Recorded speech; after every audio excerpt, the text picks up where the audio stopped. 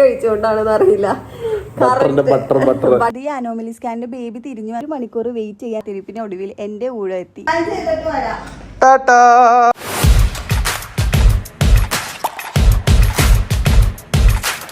Hello guys, welcome back to my YouTube channel. അതെ, ഇന്നാണ് August 1.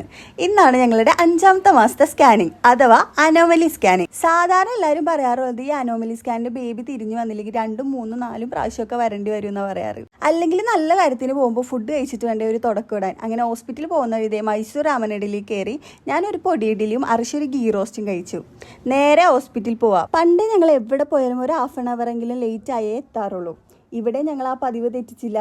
1/2 മണിക്കൂർ ലേറ്റ് ആയതുകൊണ്ട് തന്നെ 1 മണിക്കൂർ വെയിറ്റ് ചെയ്യാൻ ഡോക്ടർ പറഞ്ഞു. അങ്ങനെ എൻ്റെ ടേണിനായി കുറേ നേരമായിട്ട് കാത്തിരിക്കുകയാണ്. അങ്ങനെ കുറേ നേരത്തെ കാത്തിരിപ്പിന് ഒടുവിൽ എൻ്റെ ഊഴം എത്തി.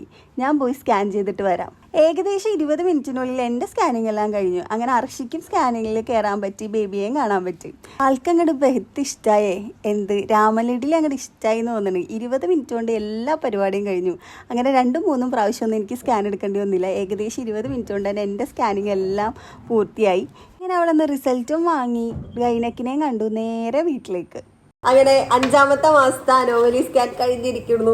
അതെ, രാവിലെ പോയി രാത്രിയായി തിരിച്ചെത്തി. അതെ, ഒരു കുഴപ്പമില്ല.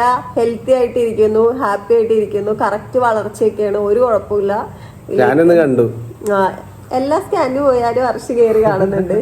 അപ്പൊ അർഷി കയറിയപ്പോ അത്ര കുട്ടി കമന്നിടുന്നു കേട്ടോ. എല്ലാവരും പറയുന്ന അനോമലി സ്കാനില് ഒരു 2-3 പ്രാവശ്യം എടുക്കേണ്ടി വരും, കുട്ടി തിരിഞ്ഞു പോവും, അപ്പൊ അത് കറക്റ്റ് ആയിട്ട് കിട്ടൂല. പക്ഷെ ഞങ്ങളുടെ കുട്ടി എന്താ അറിയില്ല, മൈസൂർ രാമന്റെ ഇഡലി കഴിച്ചുകൊണ്ടാണെന്ന് അറിയില്ല, ബട്ടർ രാമൻ പൊടി ഇഡലി അത് കഴിച്ചിട്ടാ പോയത്. അപ്പൊ ആള് ഒരൊറ്റ സ്കാനിൽ തന്നെ എല്ലാം സഹകരിച്ചു. കണ്ണ് മൂക്കൊക്കെ ആയി കാണാൻ കൊതിയായി തുടങ്ങി. ഡോക്ടർ ചോദിച്ചു ഇത് എത്രാമത്തെയാണ് അനോമലി എടുക്കണേന്ന്. അപ്പൊ ചോദിച്ചു അങ്ങനെയൊന്നും വേണ്ടിയൊന്നുമില്ല, 1 പ്രാവശ്യം വേണ്ടിയതുള്ളൂ. കുട്ടി നല്ല രീതിയിൽ സഹകരിച്ചു എന്ന് പറഞ്ഞു.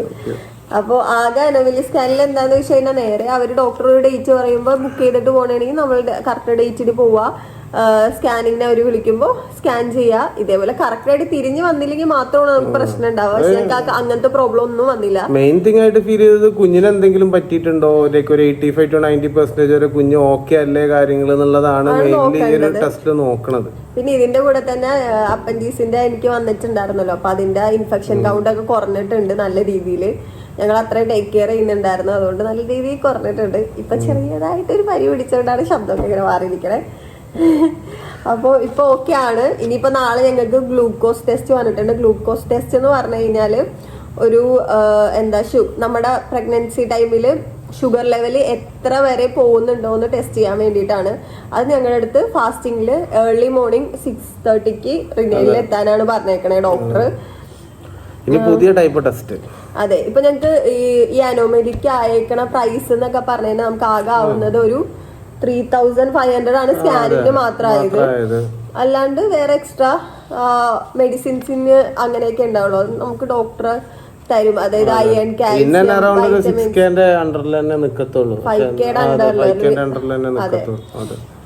അത്രയൊക്കെ തന്നെ ഉണ്ടായിരുന്നുള്ളൂ. അപ്പൊ ഇങ്ങനെയാണ് നമ്മുടെ കാര്യങ്ങള്. അപ്പൊ ഇനി നെക്സ്റ്റ് വീഡിയോയിലേക്കും